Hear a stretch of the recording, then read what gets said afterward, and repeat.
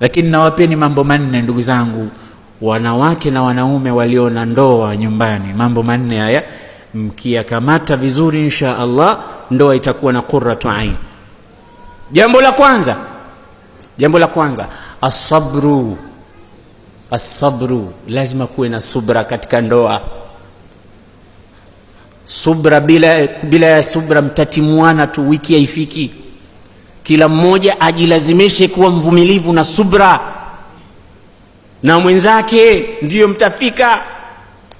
Lakini ukisema mimi natafuta mke mwenye sifa hizi hanikeri hata kidogo, huyo hayupo, yuko peponi na hatujafika. Hayupo, sote tuna mapungufu yetu. Kwa hiyo subra ikamate vizuri. Nguzo ya pili, at-taghaful. Taghaful manake kujifanya kama hamnazo, kujifanya huoni. At-taghaful hii ni at-tajahul. Unajua kuna jahil na mutajahil, kuna mjinga na kule kuna yule anayejijingisha. Leo tutasema Kiswahili. Kuwa mjinga ni sifa mbaya. A'idhuka an takuna min al-jahilin. Lakini tajahul sio sifa mbaya. Tajahul ndo taghaful. Yani don't be smart everything. Manake nyumbani kila siku wewe uko smart, kwamba mimi bwana mke wangu hanidanganyi hata siku moja bwana, mimi niko macho kweli, mimi la takun dhakiyan fi kulli waqti. Usiwe smart katika kila jambo. Mambo mengine jifungie macho kana kwamba huyaoni vile, ndio mnakwenda, mtavuka salama. Laisa al-ghabiyu, msikilize huyu bedui alikuwa anasema maneno, laisa al-ghabiyu bi sayyidi qaumi bal sayyidu qaumin man yataghaba. Mfalme wao sio mjinga. Mjinga hawi mfalme wa watu, lakini mfalme wa watu huwa yule mwenye kujifanya mjinga. Ghabi ni stupid, lakini alladhi yataghaba ni ana act stupidity, ana act kama ujinga, lakini hakuna ujinga. Sijaona, kumbe kaona. Shuraihul Qadhi alipokuwa mahakamani asema siku moja wamepanda wanawake wawili kwenye kiriri, wanataka kula ushahidi. Sasa mmoja wao akatoa sauti yenye kutengua udhu, mnaijua. Mwanamke akaona haya sana, lakini Shuraihul Qadhi akamuuliza masmuk, asema fulana ibn fulani, fulana binti fulani. Shuraihul Qadhi akauliza tena ismuk, asema fulana binti fulani. Masmuk mara tatu. Ile bibi akasema alhamdulillah, hakusikia ile sauti, kumbe mwenye masikio yake ni mazito. Umefahamu hapo kuna nini kinaendelea? Yani kamuuliza mara kwanza, yule akamwambia, akajifanya kama hajasikia, ili ampe indication kwamba hata ile sauti hakuisikia. Mara ya kwanza, unaitwa nani bibi wewe? Fulani. Unaitwa nani? Alhamdulillah, hakusikia ile sauti, alhamdulillah. Hii ndio mfano wa kujifanya hamnazo. Lakini kuna wanaume wanajifanya smart kila kitu, hanichiti mimi hata kidogo. Mwache akuchiti siku nyingine, kumbe unamchiti wewe. Al-ghabi walladhi yataghaba, ndoa itadumu. Jambo la 4, at-taghafur, musameheane. Tena mkija katika kesi, usifungue kesi zilizopita ambazo tayari Sheikh Nabata ameshazisolve zamani. Manake kawaida yetu sisi, wewe si mwaka juzi 1012 si nilikukuta na kosa hili, message ulitumiwa mwaka uliopita, hii si ilishapita, mbona unafufua makaburi? Sisi tusizungumze yaliyopita. Waswahili husema yaliyopita si ndwele, tugange yajayo. Ukiwa mtu mwenye principle hizi, hata kama ulikosewa, usifufue tena mambo kakumbusha huku. Achaneni na mambo yaliyopita, songeni mbele. Jambo la mwisho, al-fadl, usisahau fadhila. Wanawake wana fadhila kubwa nao wanatufanyia, na sisi tuna fadhila kubwa tunawafanyia. Unaweza kwenda nyumbani ukampata kambeba mtoto hapa, na mwingine uko tumboni, na mkono huo anakoroga anakupikia, Na hapa ameweka simu loudspeaker, anaongea na mamako, anamuuliza ule mhogo umefika. Mambo matano anayafanya yeye. Ungekuwa unafanya wewe, ungeumwa na kichwa wiki 2. Wallahi alazim. Lakini usisahau hizi fadhila. La yafraku mu'minun mu'mina. Mtume anasema kuna baadhi ya mambo ni mazuri. Mie mwenyewe ndugu zangu, ni mke wangu akienda kwao wiki 1 tu, nalalia bedsheet hiyo mwezi mzima sibadilishi mpaka arudi. Akirudi dakika 1 tu tayari imebadilisha kila kitu. Na sio kwamba hakuna nyingine, unaona hata kubadilisha jamani bedsheet tunashindwa. Basi wakikosea katika baadhi ya mambo, kwa nini tusiwe wavumilivu? Ndio ile itapatikana ile qurratu ayun. Bila hivyo hatuwezi kuishi nao. Can't live with you, can't live without you. Yote yanawezekana. Hatuwezi kuishi nao, hatuwezi kuishi bila ya wao. Yote yanawezekana. Lakini alladhina yaquluna rabbana hab lana min azwajina wa dhurriyyatina qurrata a'yun waj'alna lilmuttaqina imama. Alhaqi yuqali ya akhi, wacha tuseme ukweli.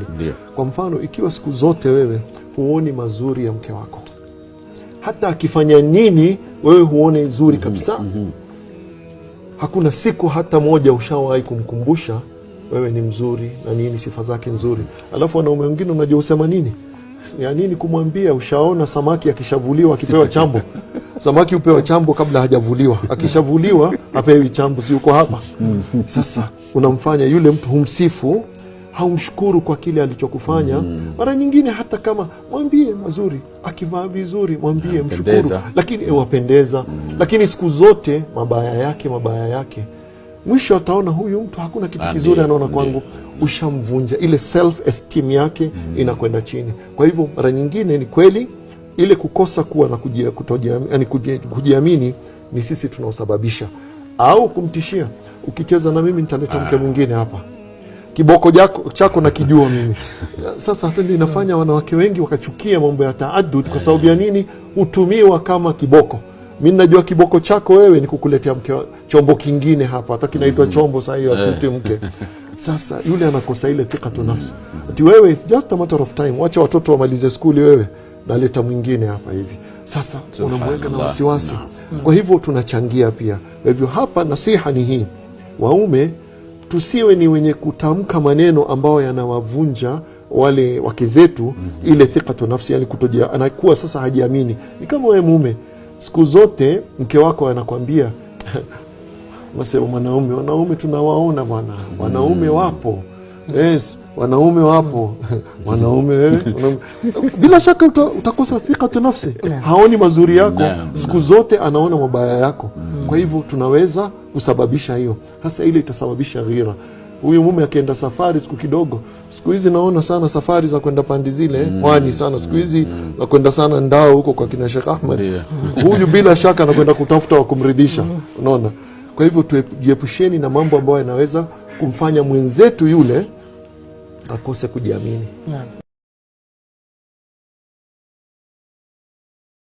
Wajua, wakati watu wanakutana wawili kwa malengo ya ndoa, yanatakiwa yawe malengo mengine tofauti na mapenzi. Yaani isiwe tu kwa sababu nampenda fulani ndo anioe. Ili mapenzi atakapoisha nguvu, tushike sababu nyingine. Kuna mtu huwezi kumgombanisha na mtu kwa sababu ni wafanyabiashara. Wamewekeza pamoja. Kwa hata kama wakishindwa kupendana, inabidi wawe sawa kwa ajili ya nini? Ya biashara. Na kuna watu wengine wameoana kwa sababu ni marafiki. Wakija kugombana inabidi urafiki ubaki. Kama mimi rafiki yangu mmoja tulienda mpaka kwenye kikao. Dada yake na mume amekuja kushtaki pale nyumbani. Kwamba bwana, mimi simpendi tena Rachel. Ndio. Leo ndo mwisho, nimemleta hapa nyumbani na muache hapa, mimi narudi nyumbani. Mapenzi mimi na Rachel yamekwisha. Rachel huyo mama yao sasa akasimama. Mama mkwe yule kijana.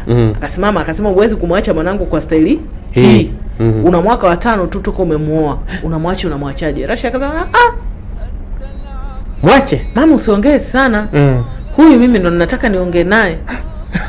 Akamuuliza, Robert, hunipendi? Akamwambia, sikupendi. Mimi mapenzi yamekwisha. Akamwambia, sio na wasiwasi, mimi bado nakupenda. Kwa tutatumia yangu. Wewe kaa tu kama mume wangu.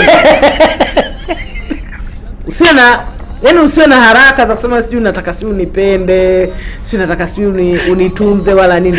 Wewe fanya kazi, nenda kazini, utie hela ya kula. Ndio. Nyumbani uje. Hata usiponipenda, tutatumia haya mapenzi yangu mpaka utakaporudi sawa. Yaani mpaka wewe betri yako ikijichaji tena tutaendelea, lakini achana na mambo ya kunipenda. Mimi sikutaki. Anaitwa nani huyu dada? Rachel. Ajengewe. Akasema mimi sitaki mambo ya kunipenda penda, wewe usinipende. Wewe nenda kazini, niletee matumizi, watoto tulipa ada, pendana na watu wako huko, lakini nyumbani njoo.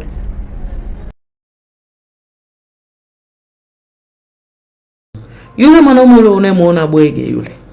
Anaitwa na wenzake bwege. Yule ndo mumeo dada. Sasa wewe jifanye kwamba wewe unataka watoto wa mjini. Sijui wale waliochangamka. Sijui huyu ni maarufu huko mtandaoni. Dadangu utalia. Kwa sababu kwenye ndoa ukisha shiba inakuja tabia.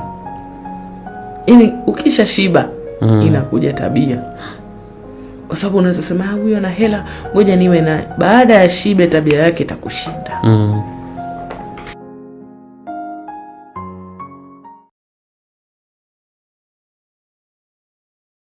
Sababu ya kwanza ambayo imesababisha ndoa nyingi leo kuvunjika ni watu kupendana kabla ya ndoa. Mtu anamtafuta mwanamke alafu anaanza naye urafiki mwanzo kabla hajamuoa. Mapenzi nje ya ndoa ni mapenzi ya sheitani. Sheitani anakupambia wewe, anakuonesha uzuri wake tu, yale kasoro yake wewe huoni. Hawezi kuonesha vile vile huyu mwanamume wala ule mwanamke kumuonesha huyu mwanamume. Akikutana na wewe anajifanya mzuri, amejipamba, amejitengeza, anapima masunzo yake, kwa maana kuna kitu anahitajia. Ndio unaona ndoa katika sheria ya Kiislamu, mapenzi yanaanza kujengwa baada ya watu wameshaoana. Umemwona mwanamke, umempenda tabia zake, umempenda dini yake, umempenda mavazi yake, umempenda akhlaki yake na uzuri wake, peleka posa, oa. Hii mambo ya kupigiana simu situkutane itakuwaje nini, hakuna hiyo. Mapenzi yanaanza kujengwa baada ya watu wameshaoana. Mtume anasema kwa watu kula sinia moja, mtu na mke wake wanakula katika sahani moja, wanastarehe kwenye kitanda pamoja, wanafanya michezo nyingi katika pamoja, wanaoga pamoja, wanatoka nje pamoja. Haya ndio ambayo yanajaza mapenzi. Mpaka mtu mke wake anamwambia mume wake, wallahi kwa mwezi mmoja tu sitaki hata uende kazini, ninavyokupenda mimi hata kazini sitaki uende. Ukienda bana hapa nyumba inakuwa dhiki. Mume naye anamwambia mke wake, wallahi mimi nikiwa kazini hata. Anasema Abdullah bin Mas'ud, iltamisu alghina fi nikah, tafuteni utajiri katika ndoa. Na ndio utajikuta pengine wakati wewe wahangaika watafuta maisha uko peke yako, wahangaika, mara una njaa, mara hivi, mara huna hiki, chumbani uko hivi, huna godoro, huna kitanda, mara.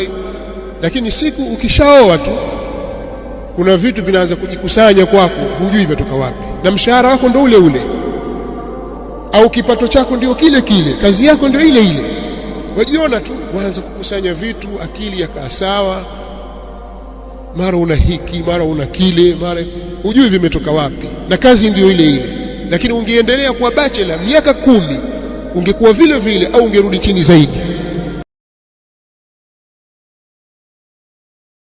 Mwanamke bora katika wanawake mtakaooa asitiratu, ni anayestiri aibu za nyumba yake, anastiri aibu za nyumba yake.